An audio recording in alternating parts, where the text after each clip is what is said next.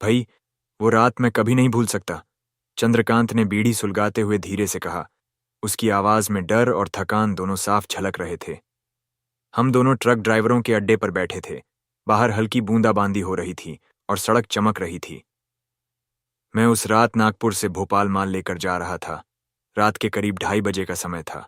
सड़क पूरी सुनसान, दूर दूर तक कोई गाड़ी नहीं, बस मैं, मेरा ट्रक और सामने फैलती अंधेरी सड़क। चंद्रकांत ने बीड़ी का लंबा कश खींचा, फिर आगे बोला। बारिश रुक रुक कर हो रही थी और कोहरा ऐसा था कि 10 फुट आगे भी साफ नहीं दिख रहा था। करीब 15 किलोमीटर आगे मुझे सड़क के उस पार एक छोटी सी चाय की टपरी नजर आई। टपरी के ऊपर पीली ट्यूबलाइट टिमटिमा रही थी, जैसे कभी भी बुझ जाएगी। अजीब बात यह थी कि इतनी रात में इतनी दूर और सुनसान जगह पर वो दुकान खुली कैसे? मैंने सोचा शायद कोई बूढ़ा चाय वाला होगा जो ट्रक ड्राइवरों के लिए रात भर दुकान चलाता है। वैसे भी ठंड में गर्म चाय मिल जाए तो क्या ही बात है। मैंने ट्रक किनारे लगाया, इंजन चालू छोड़ दिया और सड़क पार करके उस तरफ बढ़ने लगा। जैसे जैसे मैं पास पहुंचा, कोहरा और घना हो गया और उस टपरी से आती हल्की सी भीगी मिट्टी और किसी अजीब सी गंध मिलने लगी। मैंने टपरी के सामने कदम रखा ही था कि दरवाजे पर एक औरत खड़ी नजर आई। उसके लंबे बाल गीले थे और वो बाल उसके चेहरे पर चिपके हुए थे।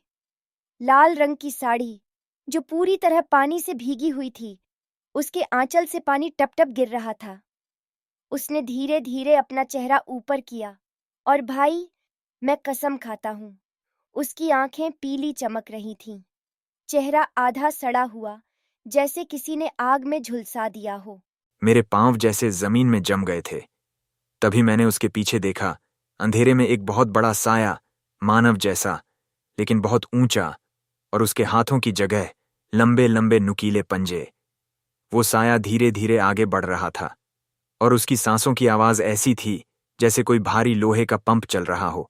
भाई, मैंने पीछे मुड़कर देखा भी नहीं, बस पूरी ताकत से ट्रक की तरफ भागा। मेरे पीछे पानी टपकने की आवाज और भारी कदमों की धमक साफ सुनाई दे रही थी। मैं ट्रक में कूदा, गियर डाला और ऐसे भागा जैसे मेरी जान उसी ट्रक के स्पीडोमीटर पर टिकी हो। पीछे शीशे में देखा तो वो टपरी गायब थी, सिर्फ कोहरा और खाली सड़क। अगले दिन एक ढाबे पर मैंने एक बूढ़े ड्राइवर को यह किस्सा सुनाया। उसने कहा, बेटा, वहां 8 साल पहले एक एक्सीडेंट हुआ था। एक औरत अपने पति के साथ चाय की टपरी चलाती थी। एक रात कुछ लुटेरों ने हमला किया, पति को मार दिया और औरत को जला दिया। तब से जो भी वहां रुकता है वो या तो पागल हो जाता है या गायब। चंद्रकांत चुप हो गया। बाहर बारिश तेज हो चुकी थी। मैंने उसकी आंखों में देखा, वो अब भी डर से चमक रही थीं।